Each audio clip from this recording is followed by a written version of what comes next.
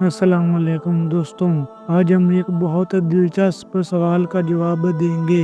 کیا انسان جنات سے زیادہ طاقتور ہیں؟ ہم قرآن اور حدیث کی مدد سے اس سوال کا جواب جانیں گے، تو اس ویڈیو کو آخر تک دیکھنا۔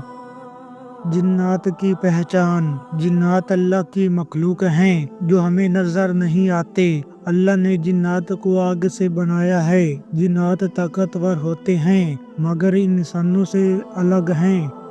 قرآن میں جنات کا ذکر۔ اللہ نے قرآن میں جنات کا ذکر کیا ہے۔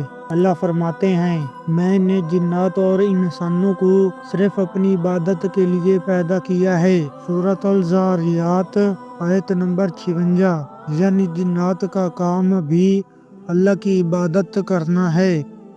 انسانوں کی طاقت۔ اب بات کرتے ہیں انسانوں کی طاقت کی۔ اللہ نے انسانوں کو عقل دی ہے جس سے ہم سوچ سکتے ہیں۔ انسانوں کو اللہ نے زمین پر اپنا نائب خلیفہ بنایا ہے۔ قرآن میں اللہ فرماتے ہیں، ہم نے انسان کو بہترین شکل میں بنایا۔ سورۃ الطین آیت نمبر 95۔ انسان اور جنات کی طاقت میں فرق۔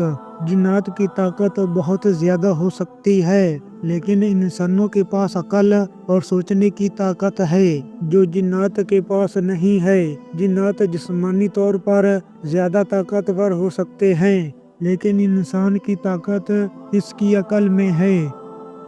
حدیث میں جنات کے بارے میں حضرت ابو ہریرہ نے کہا کہ نبی صلی اللہ علیہ وسلم نے فرمایا، جو شخص صبح اور شام دعائیں پڑھتا ہے وہ جنات اور شیطان سے بچا رہتا ہے۔ اس کا مطلب ہے کہ جنات انسانوں کو نقصان پہنچا سکتے ہیں لیکن اللہ کی حفاظت میں انسان محفوظ رہتا ہے۔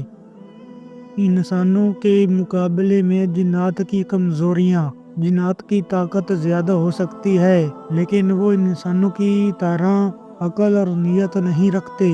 انسان جب اللہ پر ایمان رکھتا ہے تو وہ جنات کو نقصان نہیں پہنچا سکتا۔ اللہ نے فرمایا، اللہ کی مدد تمہارے ساتھ ہے اور تم جیت جاؤ گے۔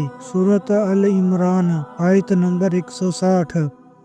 انسان کی طاقت اللہ کی رضا میں۔ جنات کی طاقت زیادہ ہو سکتی ہے لیکن ان کے پاس انسانوں جیسی عقل اور نیت نہیں ہوتی۔ جب انسان اللہ پر ایمان رکھتا ہے تو جنات اسے نقصان نہیں پہنچا سکتے۔ اللہ نے فرمایا، اللہ کی مدد تمہارے ساتھ ہے اور تم کامیاب ہوگے۔ سورۃ آل عمران آیت نمبر 160۔